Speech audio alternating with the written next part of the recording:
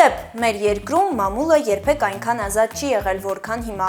Այս նախադասությունը Նիկոլ Փաշինյանը արտասանել է 2018 թվականից ի վեր ամեն տարի, նույնիսկ տարին մի քանի անգամ։ Այսօր Նիկոլ Փաշինյանը խորհրդարանում էր ներկայացնելու հաջորդ տարվա բյուջեի նախագիծը։ Լրագրողների մուտքը արգելված էր։ Առաջին անգամը չէ, երբ խորհրդարանում Նիկոլ Փաշինյանը խոչընդոտներ էր ստեղծում լրագրողների համար։ Եղել են դեպքեր, երբ անգամ լրագրողների համար հատկացված օթյակից են նրանց դուրս հանել դահլիճում կատարվողը չֆիքսելու համար։ Բայց Փաշինյանի այս վերաբերմունքը միայն լրագրողներին ուղղված չէ։ 3 հոկտեմբերի 26-ին Հովանավանքում Նիկոլ Փաշինյանը մասնակցում էր կեղծ պատարագի, որտեղ բացի կարգալույծ հռչակված քահանայից բոլոր քահանաների մուտքն արգելված էր։ Ավելին, որոշ հոգևորականների հրավիրել էին քննչական կոմիտե հարցաքննության այդ արարողությանը չմասնակցելու համար։ Նպատակն էր, որ այդ արարողությունը անցկացնի կարգալույծ եղած հոգևորականը։ Ստացվում է, Նիկոլ Փաշինյանը իրեն լավ է զգում միայն քպականների նեղ շրջապատում։